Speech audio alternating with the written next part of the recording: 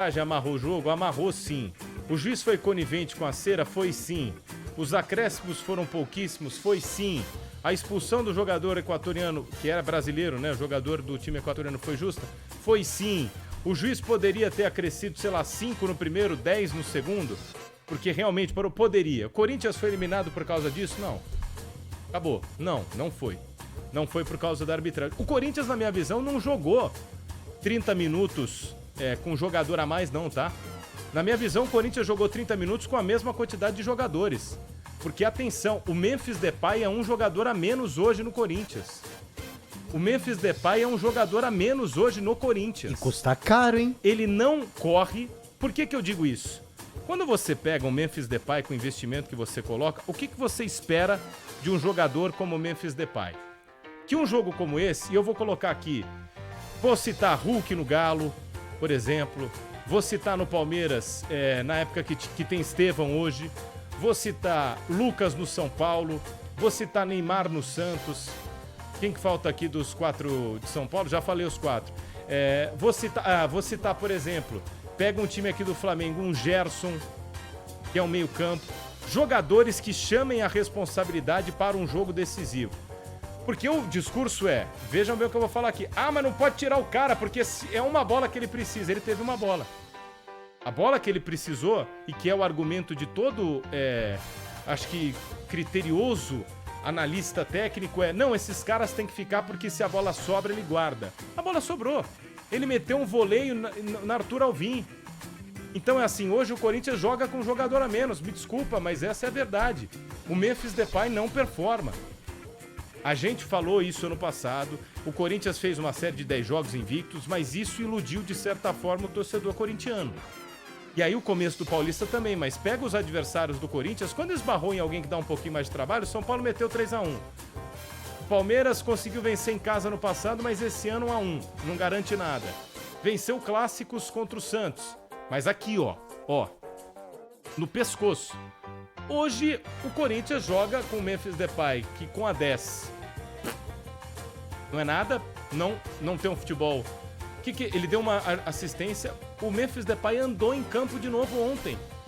Então, acho que a partir do momento em que você tem um investimento tão alto, e jogador vê isso. Quem chamou a responsa aqui ontem? O carro um pouco melhor, mas ainda... Carrídio. Né? Carrídio. José Martínez corre igual maluco. Yuri Alberto correndo igual maluco, mas assim é o que o torcedor corintiano pede. O Memphis Depay ontem ele foi um coadjuvante corintiano. Ele teve 2 vezes que ele ficou com a bola no pé, que ele olhava a bola assim, ele olhava, levantava a cabeça, olhava a bola, levantava a cabeça, olhava a bola. Uns bate-rebate que... se não fosse o status de Memphis Depay, se você perguntar, vem aqui, Ramon, não tem contrato nenhum, não tem absolutamente nada, você escala o Memphis de titular? Eu não sei se ele escalaria. Então, não sei se ele escalaria.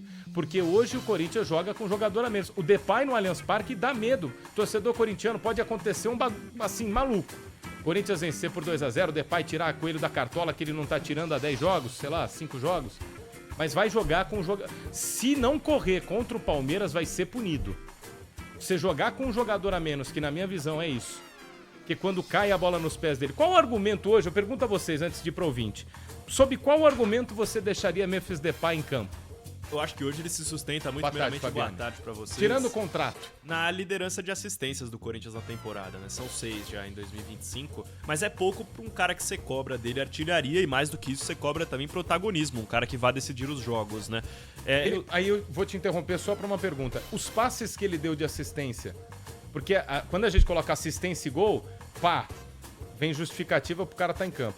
Aí eu lhe pergunto, os passes que ele deu, que viraram assistência, com exceção daquele que acho que ele dá contra o Santos. Foram 2 contra o Santos. Com exceção daquele que foi realmente passe absurdamente, palmas. Ele dá passes que são condizentes com um jogador diferenciado. O que eu quero dizer? Outros jogadores não dariam esse passe? Eu acho que foram 2 assistências. Eu tô tentando puxar de cabeça agora teve quais foram aquele que ele domina e dá pro Yuri Alberto, que foi Isso, coisa linda.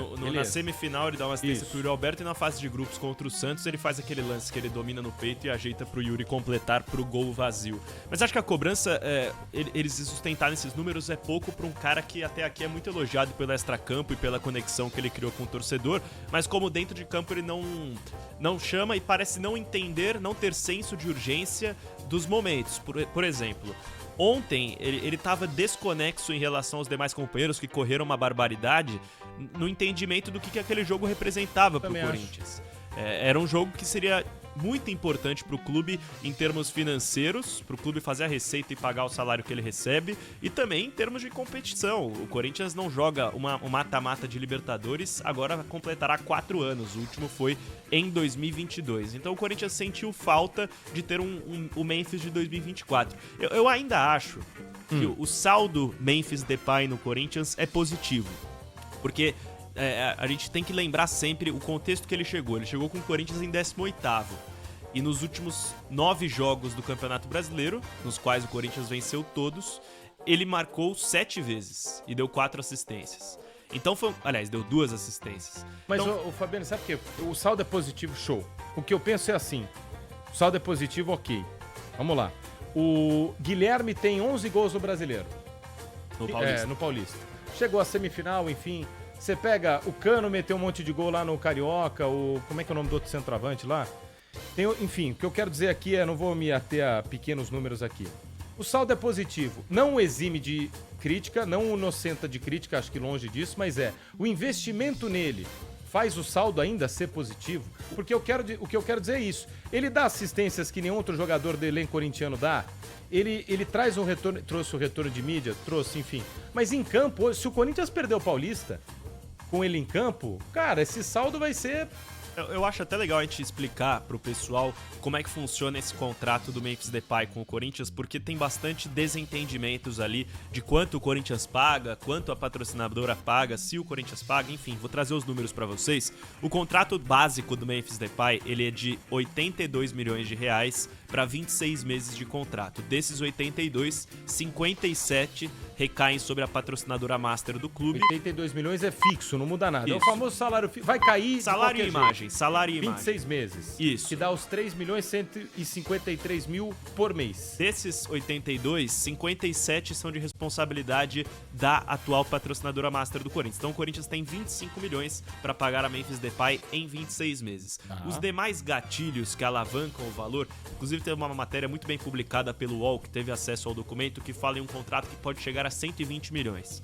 Esse contrato de 120 milhões, ele só atinge esse valor teto, esse valor máximo, caso o Corinthians seja campeão brasileiro, com o Memphis Depay na seleção do campeonato, eleito craque do campeonato, e caso ele tenha contribuído com 40 passes ou gols para gols ou gols marcados em 26 meses de contrato. Então, a gente tá falando de um jogador que arrisca, recebe o valor de um pago pelo Corinthians, ele recebe mais, mas o que o Corinthians paga pra ele tava mais ou menos na faixa do que pagava pro Pedro Raul.